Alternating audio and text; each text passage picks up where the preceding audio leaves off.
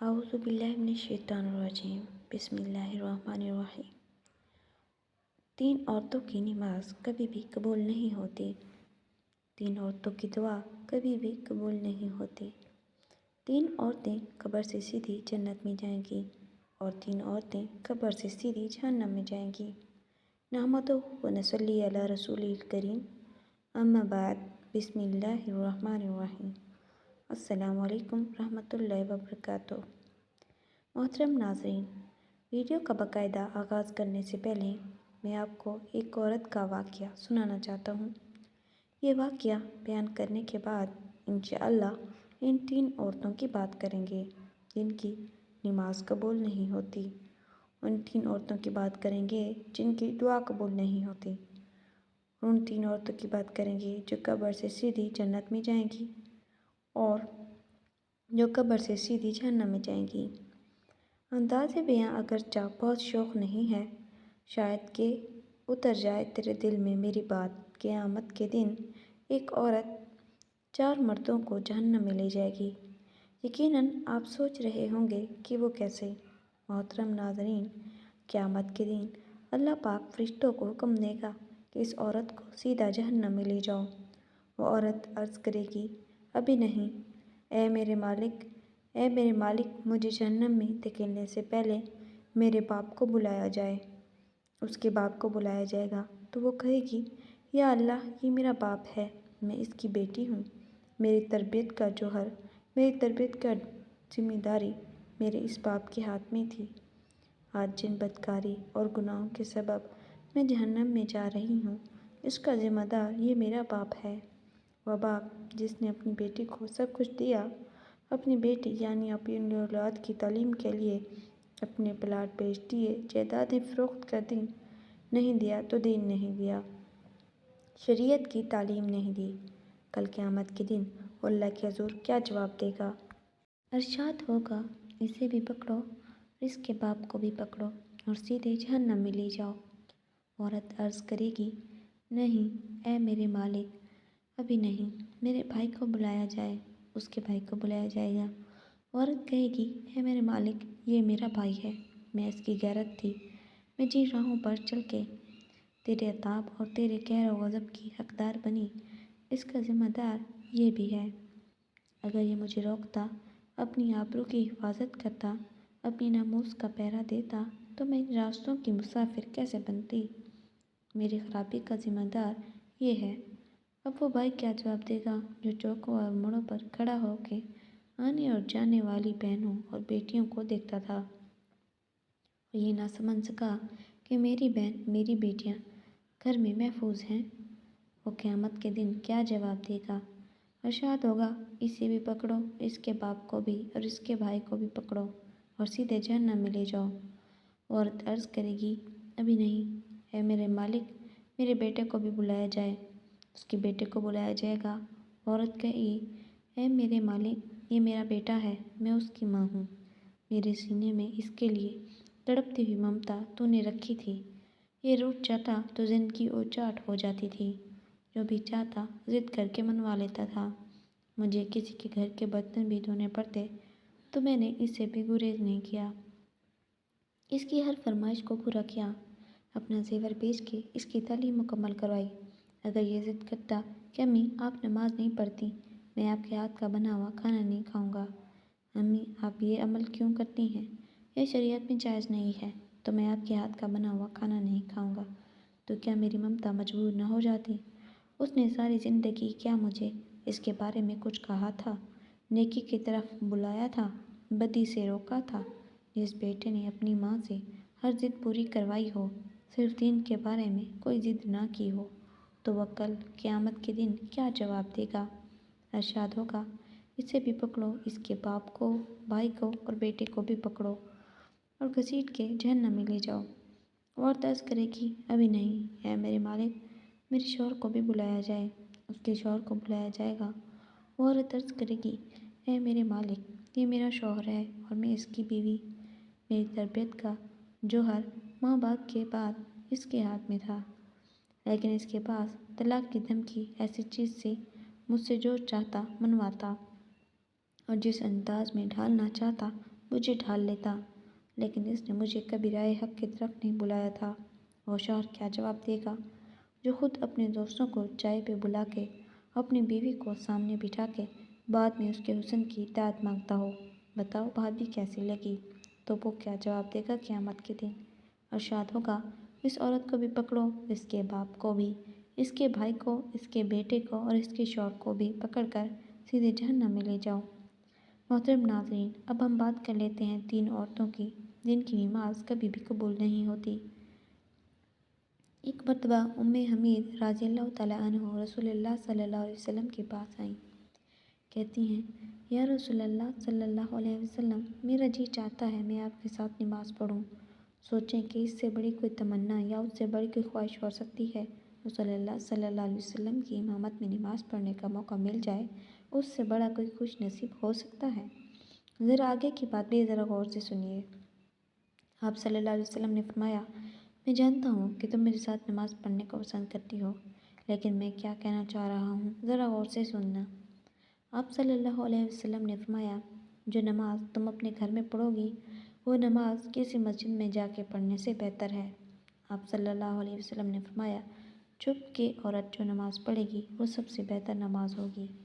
حمید رضی اللہ تعالیٰ عنہ نے جب یہ بات سنی تو وہ واپس چلی گئی۔ انہوں نے گھر کے کونے میں نماز کی جگہ مختص کی جہاں کسی کی بھی نظر نہ پہنچتی تھی۔ حضور صلی اللہ علیہ وسلم کی صحابیہ پھر وہاں ہی نماز پڑھا کرتی تھی، یہاں تک کہ وہ اپنے رب کے پاس چلی گئی۔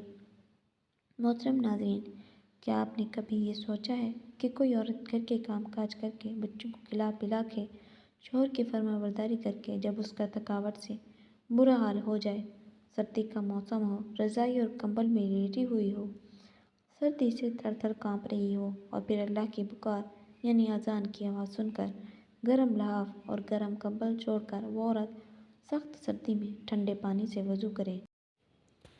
ٹھنڈے پانی اور سردی کی وجہ سے جسم کے رونگٹے کھڑے ہو جائیں، سردی سے جسم کانپ رہا ہو، سردی ایسی ہو کہ دانت بج رہے ہوں، پھر بھی ایسی عورت اللہ کی رضا اور ثواب کی نیت سے وضو کرے اور پھر سردی کو برداشت کر کے نماز ادا کرے اور اس کی نماز ہی قبول نہ ہو، کیا ایسا بھی ہو سکتا ہے؟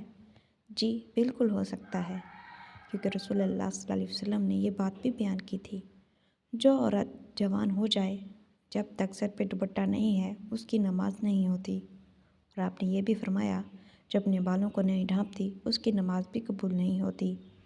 رسول اللہ صلی اللہ علیہ وسلم نے فرما دیا، اگر کوئی عورت خوشبو لگا کے مسجد میں جاتی ہے اور اس کی خوشبو دور تک پہنچتی ہے تو جب تک یہ عورت غسل نہیں کر لیتی اس کی نماز قبول نہیں ہوتی۔ اس لیے فرمایا، اے عورتوں کی جماعت، تم میں سے کوئی مسجد میں جانا چاہے تو خوشبو لگا کے نہ جایا کرے۔ مشکوٰۃ المصابیح کی روایت ہے، جب تک ایسی عورت غسل نہیں کر لیتی اس کا یہ نماز یا عبادت اللہ کے ہاں قابل قبول نہیں ہے۔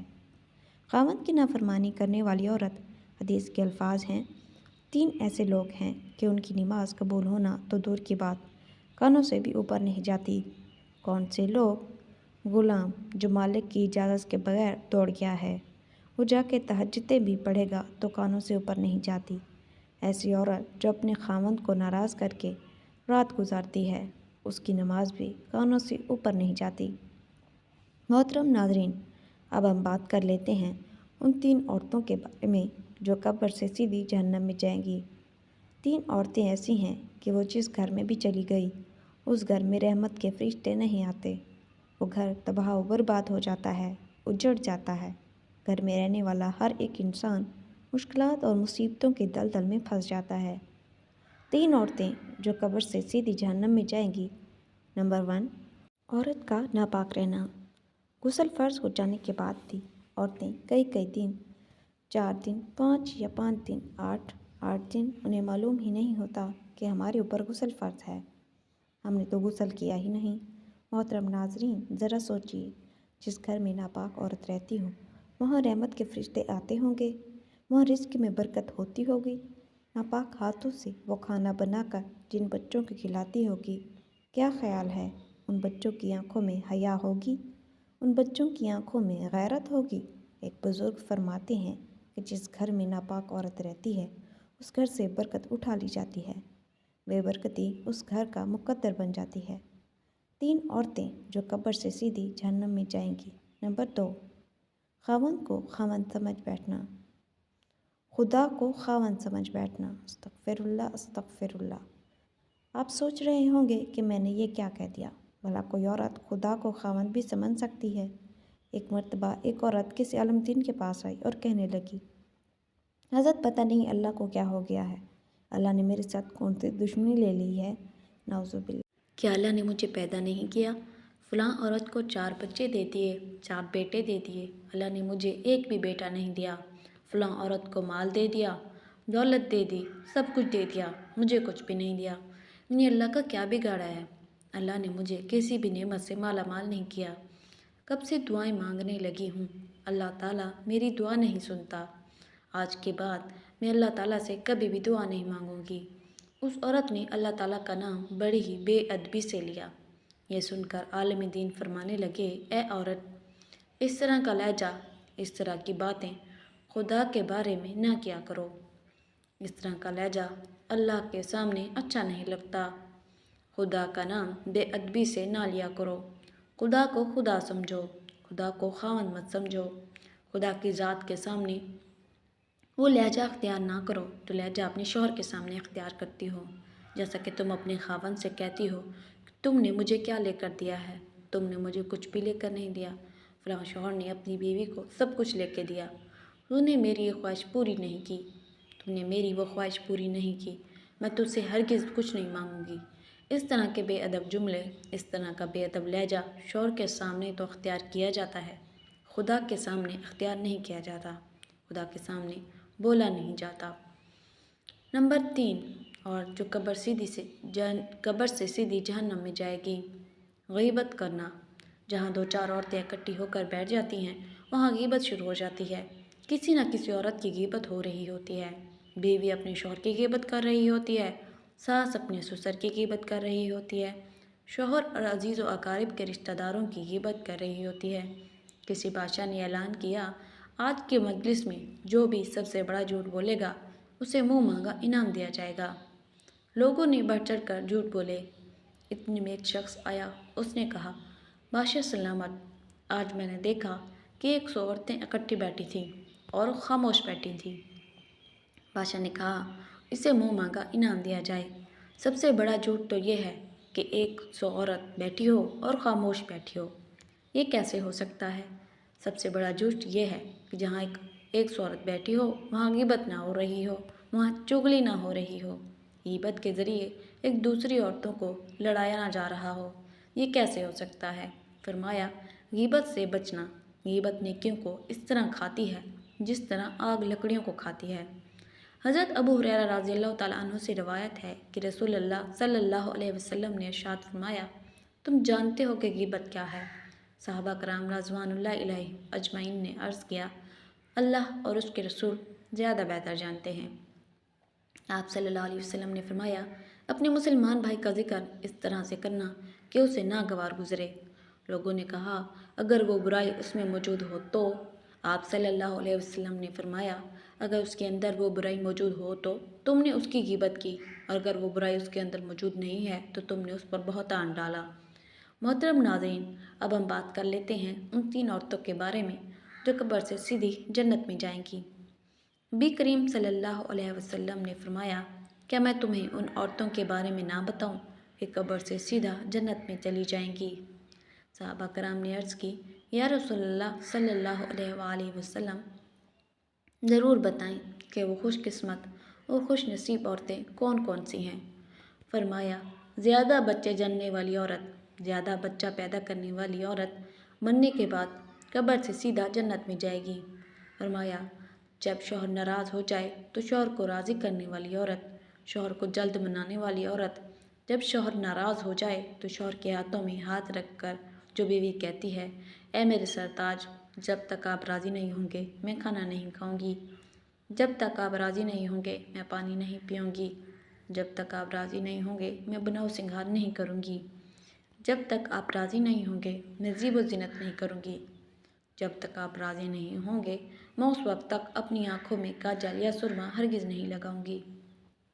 وہ عورت اپنے شوہر کے ساتھ ٹوٹ کے محبت کرتی ہے، ٹوٹ کے پیار کرتی ہے، عشق کرتی ہے، اللہ اور اس کے رسول کی رضا کے لیے اپنے شوہر کی عزت کرتی ہے، ادب کرتی ہے، احترام کرتی ہے، شوہر کی کمیاں دوسری عورتوں کے سامنے بیان نہیں کرتی، ہمیشہ شوہر کی تعریف ہی بیان کر رہی ہوتی ہے۔ فرمایا وہ نمازی عورت، قرآن مجید پڑھنے والی عورت، شریف پابندی سے عمل کرنے والی عورت جو مرنے کے بعد قبر سے سیدھا جنت میں چلی جائے گی۔ نبی کریم صلی اللہ علیہ وسلم نے فرمایا عورت اللہ تعالیٰ کی بہترین مخلوق میں سے ایک مخلوق ہے، مرد کے لیے یہ ایک خاص نعمت ہے، انسانیت کے لیے یہ عورت اللہ کا احسان بھی ہے۔ اسلام نے عورت کو ایک بلند مقام دیا ہے۔ اسلام نے عورت کو سونے چاندی، زیورات اور ریشم کے استعمال کی اجازت دی ہے تاکہ عورت ان چیزوں کی مدد سے اپنے حسن کو مزید بڑھا سکے۔ نبی کریم صلی اللہ علیہ وسلم نے صحابہ کرام کو تاکید کرتے ہوئے یہاں تک فرمایا میرے صحابہ، جب تم کافی عرصے بعد سفر سے واپس لوٹو تو اچانک گھر میں نہ چلے جایا کرو، بلکہ اپنی عورتوں کو اتنا موقع ضرور دو کہ وہ بن سنور کر، خوبصورت ہو کر، بڑے پیار اور محبت سے تمہارا استقبال کر سکیں۔ مگر ان سارے کاموں کے لیے اسلام نے ایک شرط بھی رکھی ہے، عورت بناؤ سنگھار کر کے مارکیٹوں کی زینت نہ بنے، عورت بن سنور کر بازاروں کی رونق نہ بنے، عورت اپنے آپ کو مزید خوبصورت بناؤ سنگھار کرے مگر صرف اپنے شوہر کے لیے، اپنے شوہر کو دکھانے کے لیے بناؤ سنگھار کر کے غیر محرم مردوں کے سامنے پیش نہ ہو، کیونکہ ایسا کرنے سے اللہ ناراض ہوگا، مدینے والا ناراض ہوگا۔ محترم ناظرین، اب ہم بات کر لیتے ہیں ان 3 لوگوں کی جن کی دعا قبول نہیں ہوتی۔ حضرت ابو موسیٰ اشعری رضی اللہ تعالیٰ عنہ سے مروی ہے کہ نبی کریم صلی اللہ علیہ وسلم نے فرمایا 3 قسم کے آدمی دعا تو کرتے ہیں لیکن ان کی دعا قبول نہیں ہوتی۔ وہ شخص جس کی بیوی برے اخلاق والی ہو کہ وہ اس سے طلاق نہ دے، اس کی دعا کبھی قبول نہیں ہوتی۔